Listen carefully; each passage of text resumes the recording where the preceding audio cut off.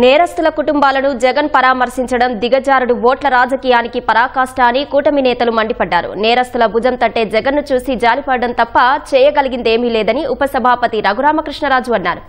జగన్ తన రాజకీయ ఉనికి కోసం దిగజారుడు రాజకీయాలు చేస్తున్నారని మంత్రి సవిత ధ్వజమెత్తారు.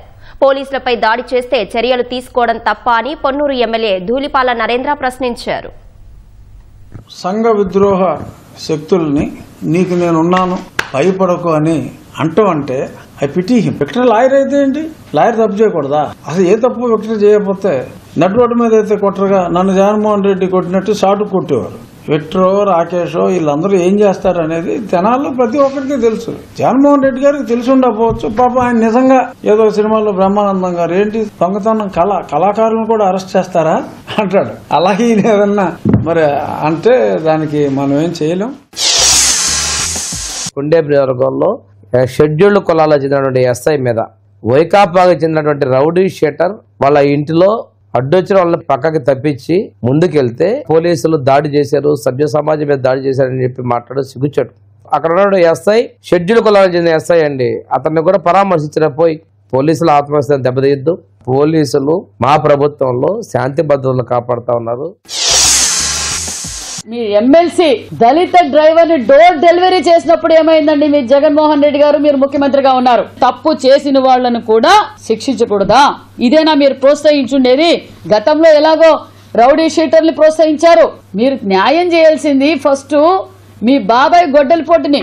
ఈ రోజు రౌడీ షీటర్లకు సపోర్టు, గంజాయి కాసే వాళ్ళకి ఇలా చీటర్స్ కాదు మీరు సపోర్ట్ చేయాల్సింది.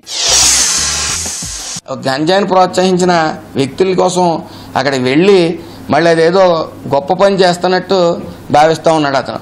ఆయన మానసిక స్థితి బాగోలేదు ఎట్టి పరిస్థితుల్లో. మరి ఇలా కులాల మధ్య పార్టీల మధ్య విద్వేషాలు రెచ్చగొట్టి ఆ మంటల్లో ఆ చలిమంట కాసుకోవటం అనేది వీళ్ళకి అలవాటు. జగన్మోహన్ రెడ్డి గత ప్రభుత్వంలో పేద బలహీన వర్గాలని గంజాయికి బానిసలుగా చేసిన వ్యక్తి ఆయన. ఇటువంటి వాళ్ళని అడ్డం పెట్టుకుని రాష్ట్రం మొత్తం బ్రహ్మాండంగా గంజాయి వ్యాపారం చేసి వాటి మీద బతికిన నాయకులు, వైకాపా నాయకులను, శాసనసభ్యులు. దెబ్బలు తిన్న కానిస్టేబుల్ దే కులం, ఆయన భార్యదే కులం. మరి నువ్వు ఆ పోలీస్ కుటుంబాన్ని ఎందుకు పరామర్శించలా? ఎందుకు ఈ గంజాయి బ్యాచ్ నే పరామర్శించాడు? 24 కేసులున్న చంద్రబాబునంట నడి రోడ్డు మీద తీసుకొచ్చి కొడితే ధర్మమా అని ప్రశ్నిస్తాడు. ఆయన మీద నేను అనుకోవడం 36 కేసులు ఉన్నాయి. 43,000 కోట్ల రూపాయల ప్రభుత్వ ధనాన్ని దోచుకున్నాడని చెప్పి సిబిఐ నిర్ధారించింది. ఏ చైనాలోనో, ఏ ఇరాన్లోనో, ఏ దుబాయ్లోనైతే ఏమేస్తారు? ఊరేస్తారు. ఊరేయమని మమ్మల్ని చెప్పమంటాడు ఆయన.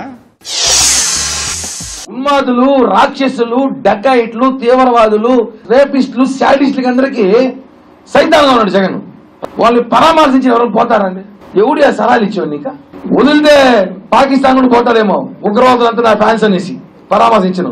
ఆపరేషన్ సింధూర్లో కూడా నా కార్యకర్తలు చనిపోయారేమో, పర్మిషన్ మోడీ గారు అని పోయి వస్తాడేమో, పోయి పరామర్శించి ముద్దులు పెట్టేస్తారు వాళ్ళకి కూడా. అలా అంటాడే ఇప్పుడు.